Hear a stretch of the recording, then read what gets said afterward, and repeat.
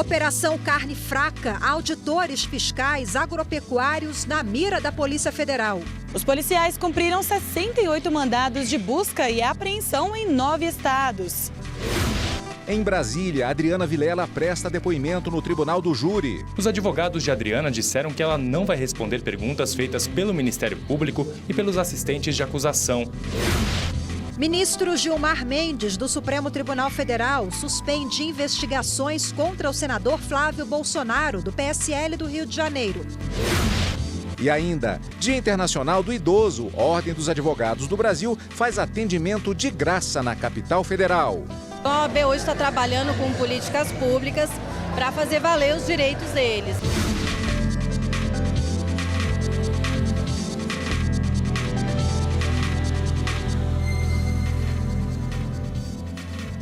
Olá, boa tarde. Boa tarde. A Polícia Federal cumpriu hoje mandados de busca e apreensão em 9 estados. Essa é a 4ª fase da Operação Carne Fraca, que apura crimes de corrupção passiva praticados por auditores fiscais agropecuários federais. E quem tem as informações e traz para a gente ao vivo agora é a repórter Luana Carvalho. Olá, Luana, muito boa tarde para você. Boa tarde, Rafaela. Boa tarde a todos. Cerca de 280 policiais federais cumpriram 68 mandados de busca. De acordo com a Polícia Federal, os auditores beneficiavam um grupo empresarial do ramo alimentício. Os executivos, em colaboração espontânea, indicaram que ao menos 60 auditores teriam sido favorecidos com vantagens indevidas. Ainda de acordo com a Polícia Federal, há indicativos de que foram destinados 19 milhões para pagamentos indevidos. Os valores seriam pagos em espécie, por meio de custeio de planos de saúde e por contratos fictícios firmados com pessoas jurídicas que representavam o interesse dos fiscais. Eu volto com vocês aí no estúdio, Rafaela, Cadu. Obrigado, Luana. O ministro Gilmar Mendes, do Supremo Tribunal Federal, suspendeu as investigações contra o senador Flávio Bolsonaro, do PSL, que estavam em curso no Ministério Público do Rio de Janeiro. O ministro atendeu a uma reclamação apresentada pelo senador no início de setembro, questionando o não cumprimento de uma decisão do presidente do Supremo Tribunal Federal, ministro Dias Toffoli. Em julho, Toffoli determinou a suspensão de todos os processos em que houve compartilhamento de dados globais do extinto COAF, o Conselho de Controle de Atividades Financeiras, sem autorização judicial. Na reclamação, Flávio Bolsonaro afirma que, mesmo depois dessa decisão de Toffoli, as investigações prosseguiram. E ainda o ministro Gilmar Mendes, aqui do Supremo Tribunal Federal, também concedeu a um acusado de homicídio o direito de não ser imediatamente preso após eventual condenação pelo Tribunal do Júri. No habeas corpus, a defesa do réu sustentava que a juíza que preside o Tribunal do Júri de Coração de Jesus, em Minas Gerais, tem o hábito de determinar a execução provisória da pena na própria sessão plenária, mesmo que o réu tenha permanecido em liberdade durante a fase de produção de provas. Ao conceder o salvo-conduto, o ministro Gilmar Mendes afirmou que a privação de liberdade do condenado em tais circunstâncias somente pode se dar se houver um motivo justo. Em Porto Alegre, quem procura a justiça conta com um setor que se tornou vital para a solução dos conflitos. É a Central de Atendimento Psicossocial Multidisciplinar. Qual a história por trás de cada rosto, de cada pessoa que passa pelo detector de metal? Quais os caminhos percorridos por esses pés e qual o destino de cada um desses passos? Veio por causa do meu neto, que eu crio ele, né? Então eu teve para vir passar pelo psicólogo, ver aquelas coisas tudo, como é que tá, como é que não tá. O que a senhora espera conseguir hoje aqui? Eu acho que está tudo tão normal com ele que eu acho que é a liberação dele, né? Eles queriam saber se eu queria continuar, claro que quero continuar, meu neto, né? A gente começou já o ano passado o processo.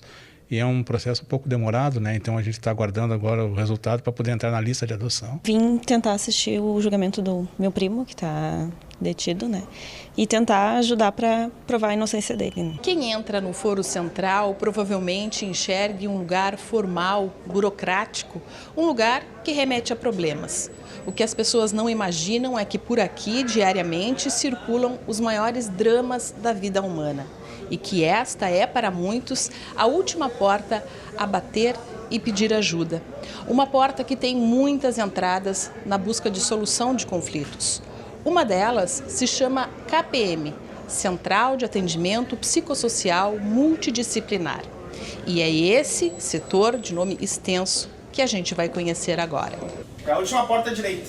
As pessoas nos procuram aqui muito fragilizadas, com problemas que elas buscam um atendimento, uma conversa, e o que se busca aqui na Central é atender essas pessoas, dando-lhe o conforto que elas buscam, que precisam no momento. Virte é a coordenadora da Central. É ela quem administra os casos que chegam até a KPM, por meio dos processos ou diretamente no balcão de atendimento ao público, além do trabalho feito pelos técnicos do setor. Roberto faz parte da equipe técnica, é assistente social. É conhecido por todos pelos anos de atuação e também por circular pelos corredores e saguão principal. É onde ele gosta de estar, perto das pessoas. Mas o trabalho dele não se restringe ao foro. Esse é um trabalho artesanal. É um trabalho que, na verdade, não são os computadores, não a informática que nos ensina. Porque uma avaliação dessas, seja ela na área criminal, na área da infância ou na área da violência doméstica, ela precisa ser ágil. Nós precisamos ter os elementos necessários para poder passar isso para os nossos chefes, que são os juízes. A KPM engloba processos das áreas de execução penal, criminal, família, infância e juventude e violência doméstica. Em média, 100 pessoas são atendidas diariamente no balcão.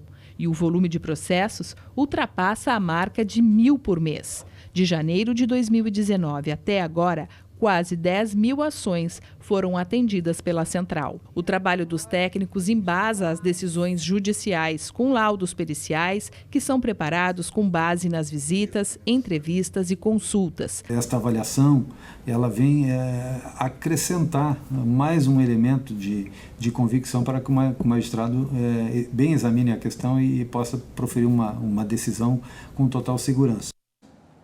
O ex-ministro José Dirceu deve começar a pagar cerca de 4,5 milhões de reais referentes a custas processuais, multa penal e reparação de danos. A decisão é da 8ª turma do Tribunal Regional Federal da 4ª Região. A defesa de Dirceu queria adiar o cumprimento da condenação pecuniária para quando a sentença transitasse em julgado. Mas o relator do processo negou o pedido. O ex-ministro foi condenado pelos crimes de corrupção passiva e lavagem de dinheiro. Veja a seguir, no Dia Internacional do Idoso, a OAB faz ação para garantir os direitos da terceira idade. Eu sinto muita dificuldade de assistência médica, de um hospital equipado.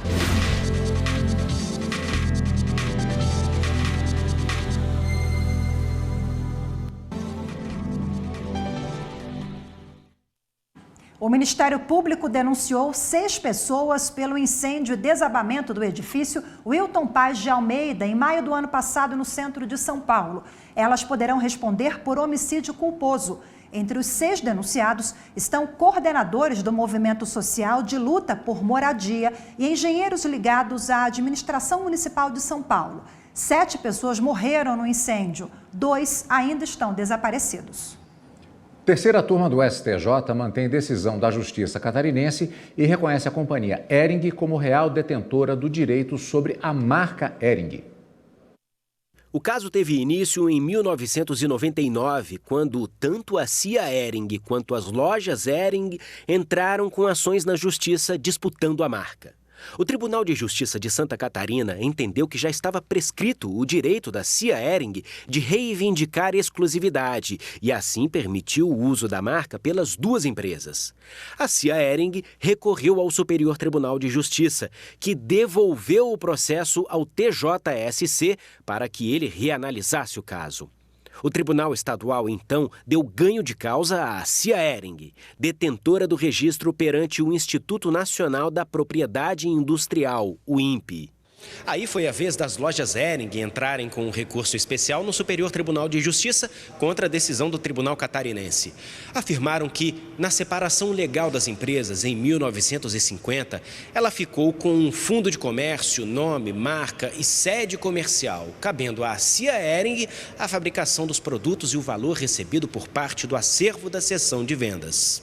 Mas, no STJ, o relator do caso, o ministro Vilas Boas Cueva, destacou que as alegações relativas à forma como se deu a separação das empresas não podem ser objeto de apreciação em recurso especial, uma vez que os fatos não foram examinados nas instâncias ordinárias e a análise de provas não pode ser feita pelo STJ.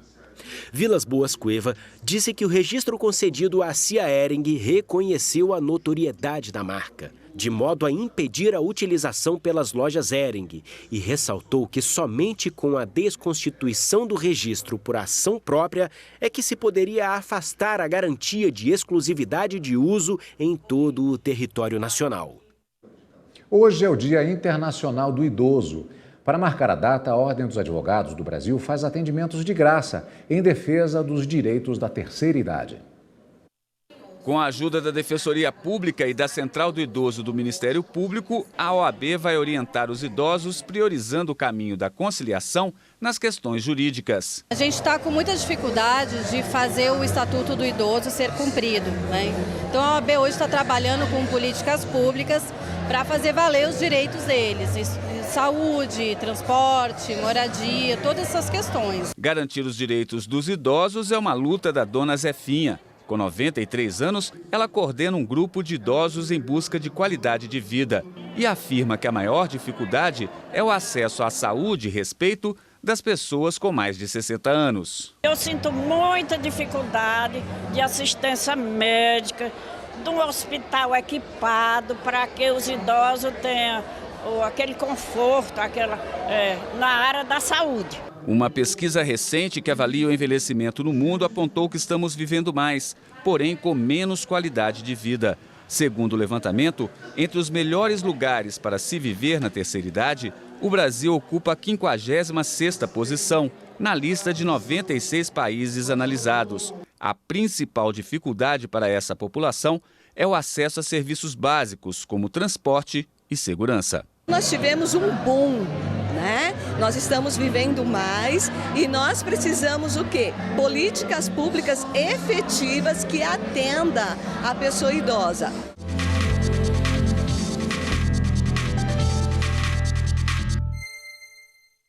E para falar mais sobre o assunto, a gente recebe agora aqui no estúdio o advogado Danilo Porfírio. Seja bem-vindo, boa tarde. Eu agradeço a presença e saúdo os telespectadores. Doutor Danilo, um dos principais problemas, a gente pode citar o abandono familiar ou abandono afetivo? Sem dúvida. Nós temos que entender que a nossa sociedade, ela tem um problema. Ela valoriza demais a virilidade. O culto à juventude, o culto à beleza. Isso é uma promessa da modernidade, né? De controlar o tempo. Só que o idoso é a prova cabal que isso é uma falácia. Cabe processo havendo? Sem dúvida, não é? Hoje, como nós observamos, os idosos acabam sendo o quê? Excluídos, seus cuidados são terceirizados, né? Junto a instituições. Não só há o chamado abandono material, o filho pode ser um ótimo pagador de contas, mas os cuidados afetivos que o idoso tem direito, muitas vezes são esquecidos. O que configura o abandono afetivo, o abandono familiar? O abandono afetivo, na verdade, Rafa, é o pressuposto do abandono familiar. A gente está falando de afetividade. E a afetividade não é afeto. A afetividade é responsabilidade nas relações familiares. Então, com base na solidariedade, na comunhão familiar, não só os companheiros, os cônjuges ou os pais e filhos, né, os pais e filhos têm responsabilidade um com o outro, mas os filhos também devem ter responsabilidades com os pais, inclusive quando eles estão o quê? Em condição de vulnerabilidade. Quando mais precisam. Quando né? é a condição de idoso.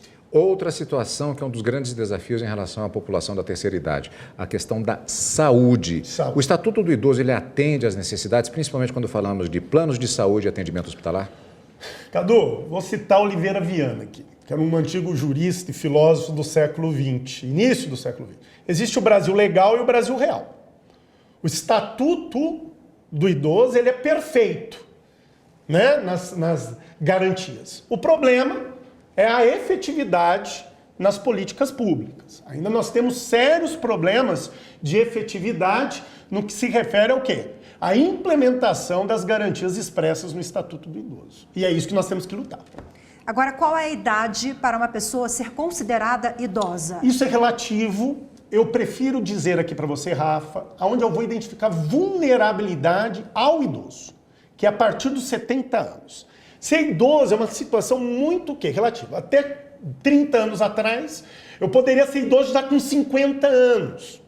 Não é? Até 10 anos atrás, 60. E o quê? A nossa longevidade aumenta. Então, no Estatuto, nós vamos falar que o idoso está exposto e merece uma tutela especializada a partir dos 70 anos de idade. Inclusive, nós vamos ter medidas específicas em favor, como, por exemplo, separação compulsória, obrigatória no casamento em função a septuagenário. Então, eu tenho 70 anos, eu não posso escolher mais o quê? Regime de bens. O regime de bens é obrigatoriamente o quê? De separação. Há questões referentes ao quê? A prioridade a acessos a serviços públicos a partir dos 70 anos. Então nós vamos ter uma cadeia que vai o quê? Ser estabelecida a partir dos 70 anos para corrigir os desníveis oriundos dessa pouca valorização da terceira idade. Na Europa e países mais desenvolvidos, normalmente há sempre um critério de comparação. Nós costumamos fazer comparações nesse sentido.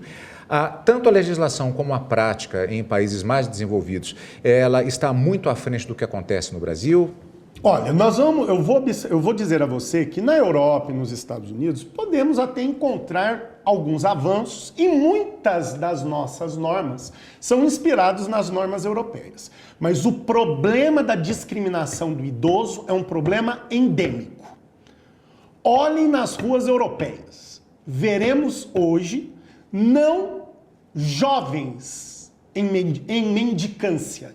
Veremos idosos em mendicância, porque idoso ainda é um problema. E eu digo sempre, Cadu, se há necessidade de termos direito para protegermos o idoso, é porque fracassamos moralmente no respeito a essa parcela da sociedade. Nós temos que recuperar isso.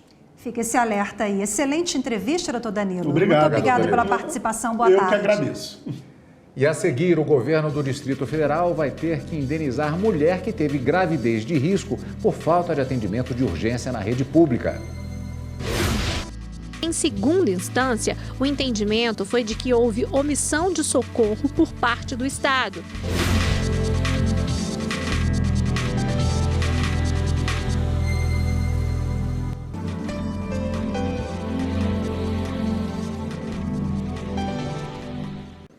O júri de Adriana Vilela, acusada de ter mandado matar os pais e a empregada da família em Brasília, chega a um dos dias mais aguardados.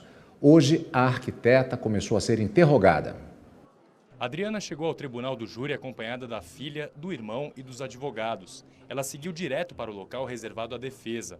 Antes de começar o 9º dia de julgamento, o advogado da arquiteta criticou a forma como o processo foi conduzido. Tem nenhum fiapo de prova contra ela, com versões desencontradas, com briga entre as polícias divididas, com prisão de delegada, com delegada querendo manter versão para não perder o tal apoio popular e principalmente o apoio da direção da corporação. Às 9h35, o julgamento foi retomado. Os advogados de Adriana disseram que ela não vai responder perguntas feitas pelo Ministério Público e pelos assistentes de acusação. O Ministério Público reagiu. A gente lamenta, porque a Adriana teria várias questões para ser respondidas que não serão. Ela veio até agora com um discurso nitidamente ensaiado, né, e que não vai contribuir em nada para o esclarecimento da verdade. O primeiro a fazer as perguntas foi o juiz Paulo Giordano. Ele iniciou o interrogatório perguntando como era o relacionamento dela com os pais. Eu sempre fui uma filha bastante rebelde. Meu pai admirava e nutria isso. Ele achava engraçado ter uma filha mulher com autonomia e independência, que seguia suas próprias verdades. E, sem dúvida, eu devo ter desrespeitado eles algumas vezes na minha vida.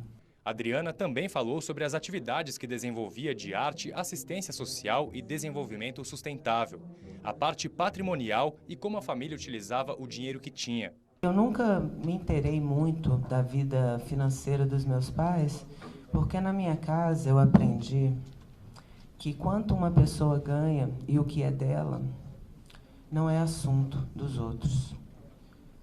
Toda vez que nós falássemos sobre isso e nós não seguimos muito por aí, minha mãe dizia assim: minha filha, quanto cada um ganha é assunto dela, é privado. A acusada criticou a cobertura da imprensa e também o trabalho da polícia e afirmou não ter cometido o crime. O crime de parricídio que vocês me acusam é um crime muito mais grave, infinitamente mais grave do que o crime de homicídio. Adriana foi questionada sobre uma carta enviada pela mãe dela.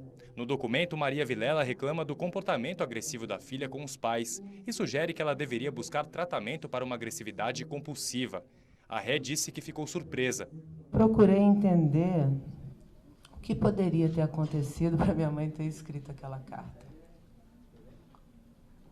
Que certamente eu posso garantir não tem a conotação e a interpretação que é dada pelo Ministério Público. O repórter Gabriel Ciafré está acompanhando o julgamento e traz as últimas informações para a gente por telefone. Olá, Gabriel, boa tarde. Como é que está a situação de momento aí no Tribunal do Júri? Oi, Rafaela, boa tarde para você, boa tarde a todos. Adriana Vilela continua sendo ouvida aqui no Tribunal do Júri. Um interrogatório que já dura mais de 3 horas. Até agora ela só respondeu perguntas do juiz Paulo Jordano. A arquiteta falou sobre o convívio com os pais. Reconheceu que teve discussões com José Guilherme Vilela e Maria Vilela. Adriana também respondeu sobre a vida profissional dela e disse que recebeu apoio, inclusive financeiro, também do pai, para estudar arquitetura. E que o pai sempre defendeu que ela estudasse direito. Neste momento ela se emocionou e começou a chorar. Mais cedo, o irmão de Adriana, Augusto Vilela, e a filha da acusada, Carolina Vilela, estavam com a imprensa. O irmão de Adriana voltou a dizer que é inocente. Os aguardados de todo o julgamento é grande o número de pessoas aqui no Tribunal do Júri. O plenário está lotado e há pessoas do lado de fora aguardando para acompanhar o julgamento. A previsão é de que o interrogatório da Ré se estenda durante todo o dia. Só que entre defesa e acusação. Adriana Vilela é acusada de ter mandado matar os pais e empregados da família em 2009, em um bairro nobre aqui de Brasília. Rafaela, voltamos com vocês ao estúdio. Muito obrigada pelas informações, Gabriel. O Grupo de Atuação Especial de Combate ao Crime Organizado do Ministério Público do Rio de Janeiro cumpriu hoje 4 mandados de prisão em Casimiro de Abril. 3 fiscais municipais e 1 despachante são investigados por pedirem e receberem propina de empresários da cidade em troca da concessão ilegal de descontos no pagamento de impostos e multas, o que teria causado prejuízo aos cofres públicos. Os mandados de prisão são contra os fiscais Rodrigo Scaldaferri, Álvaro Luiz e Luiz Cláudio Abreu e o despachante Roberto Araújo, tio de Rodrigo. Eles podem responder pelos crimes de organização criminosa e corrupção passiva. Um acordo assinado hoje no Conselho Nacional de Justiça integra os cartórios à rede de combate à lavagem de dinheiro e financiamento ao terrorismo. As informações com Carolina Chaves. O acordo foi assinado na presença do presidente do Conselho Nacional de Justiça, ministro Dias Toffoli, e corregedor nacional de Justiça, ministro Humberto Martins. O acordo prevê a adoção de medidas de controle e combate à lavagem de dinheiro e terrorismo no Brasil. A partir de fevereiro de 2020, os cartórios entram na rede de combate à lavagem de dinheiro e financiamento do terrorismo, que integram a Polícia Federal, Ministério da Justiça e Receita Federal. O acordo prevê que os titulares dos cartórios têm até 1º dia útil depois do ato para comunicar a suposta irregularidade no registro de bens e valores ao IFE, Unidade de Inteligência Financeira, o antigo COAF. Serão considerados registros suspeitos a transação em espécie acima de R$30 mil e de bens móveis como carros acima de R$300 mil. A comunicação à rede independe da avaliação do cartório. E num caso envolvendo uma gravidez de alto risco, com parto prematuro, o governo do Distrito Federal vai ter de pagar mais de R$200 mil de indenização por falta de atendimento de urgência na rede pública de saúde. Quem vê Vitor Hugo brincando e feliz com os pais nem imagina o sufoco que foi na hora do parto. Depois de 7 meses de pré-natal pela rede pública de saúde, a mãe, Edilene, teve um sangramento e convulsões. O SAMU e o Corpo de Bombeiros foram chamados, mas disseram para o marido dela que não tinham estrutura para o atendimento de urgência.